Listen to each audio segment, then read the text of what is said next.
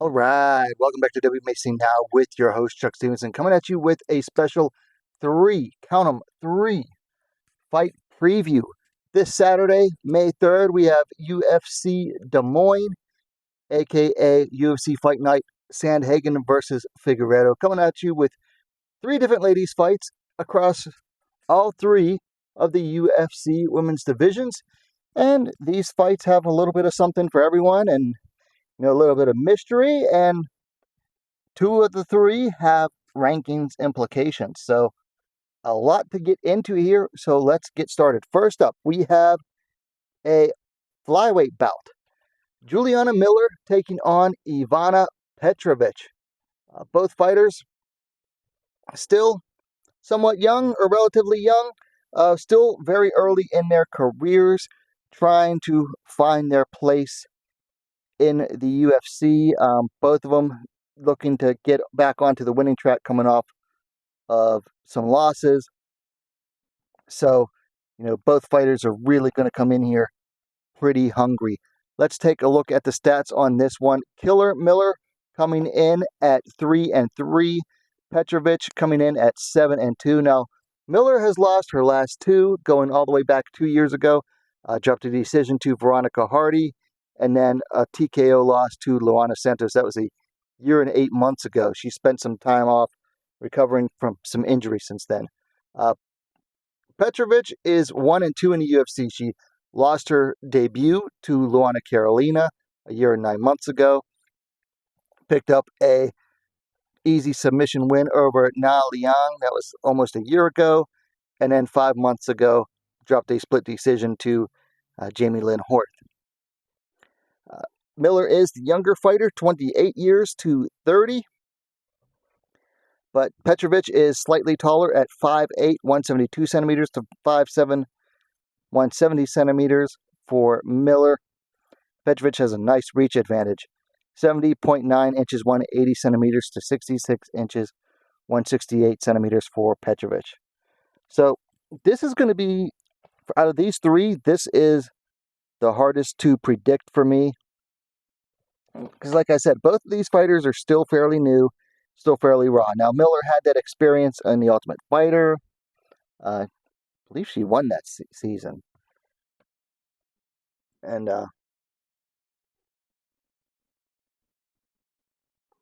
yeah, I believe she won that.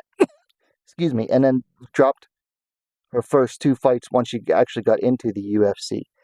Petrovic started out in Ares FC, which airs on Fight Pass.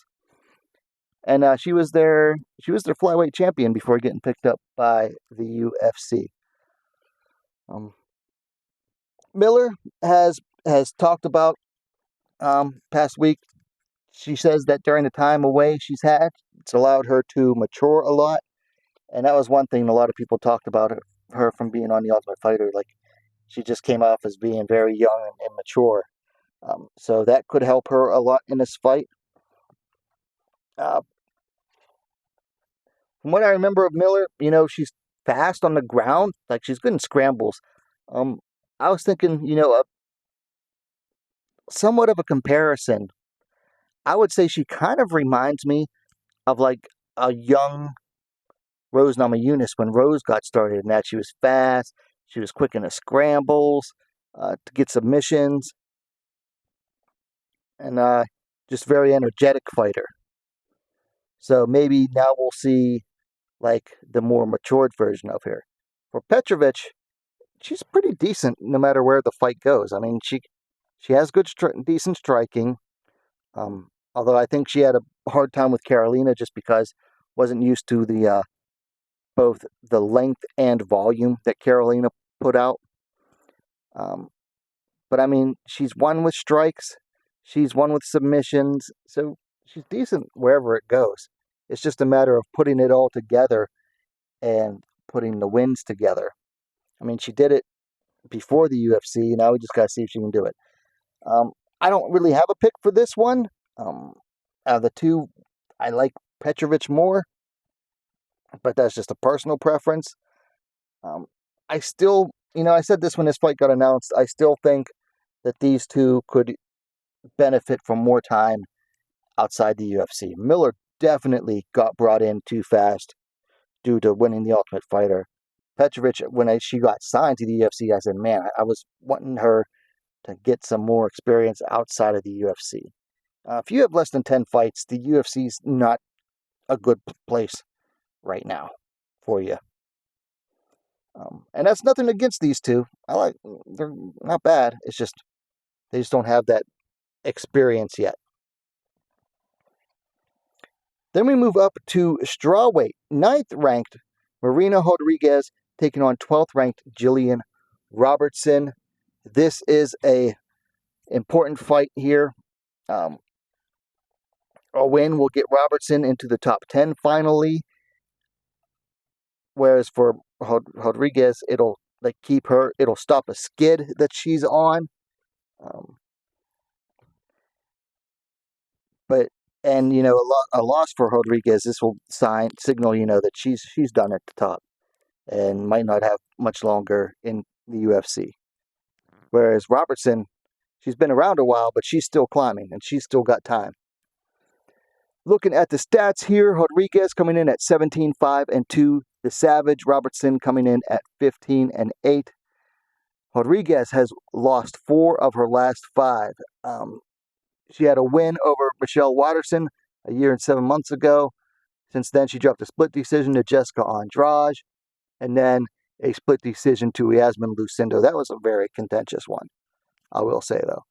For Robertson, she has won 3 straight.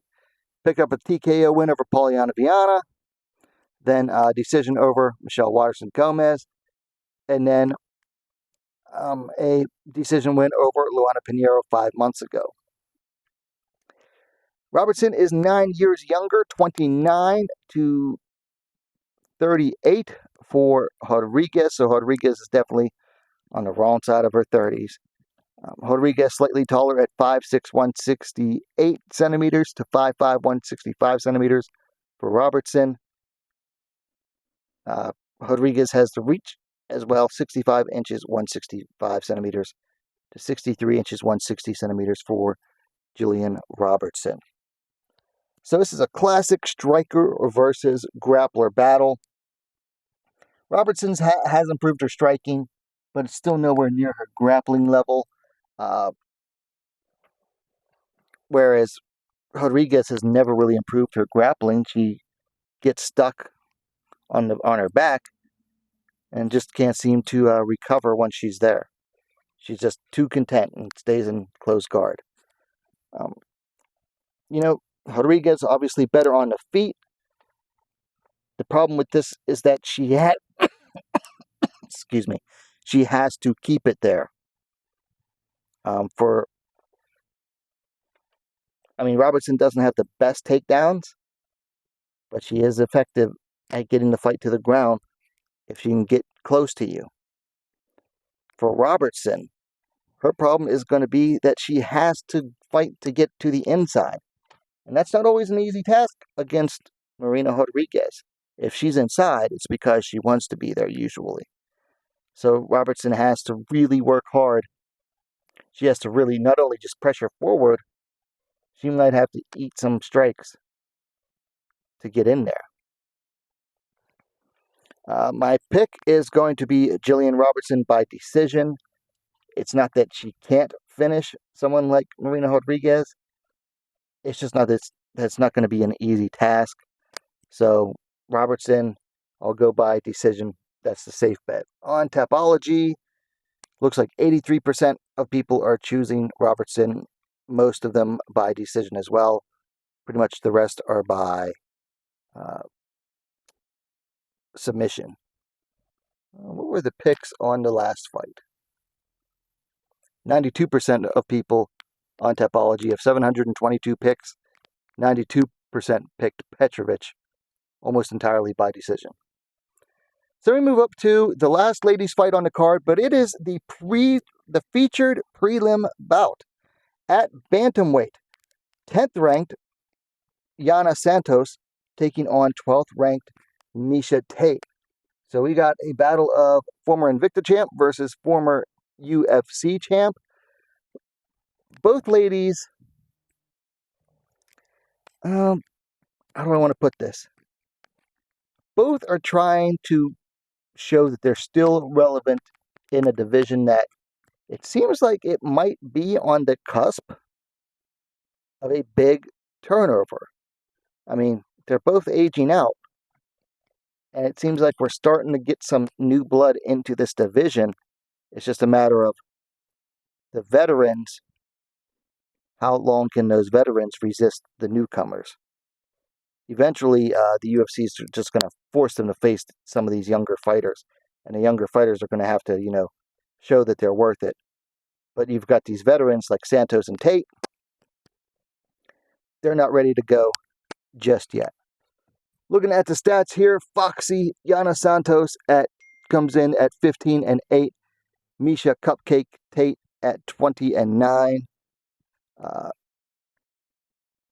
Let's see. Both are coming in off of a win, but suffered losses previous to that. So Santos beat Chelsea Chandler 8 months ago. Before that, though, she had suffered 3 straight losses, the most recent of those being a split decision to Carol Hosa.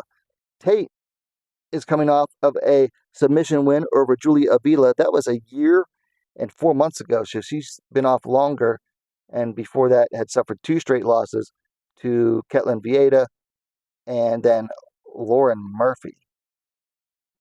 And that was 2 years, 9 months ago, so she basically had, a year and change between her last loss and her most recent win, and now she's taken over a year off before that. Interesting. Tate is the elder at 38-35 for Santos. They're the same height, 5'6", 168 centimeters. That's surprising to me because, Santos is very slim and statuesque. I thought she would have been taller. But she does have the reach at 68.5 inches, 174 centimeters. So height is the same, but reach goes to Santos. Interesting. Let me pull out my notes here. So, like I mentioned, both of these fighters are aging out. Tate, classic wrestler, always loves to wrestle. Santos, she has some sub-wins, but she's mostly known for her striking. So another classic grappler versus striker battle. Let me see.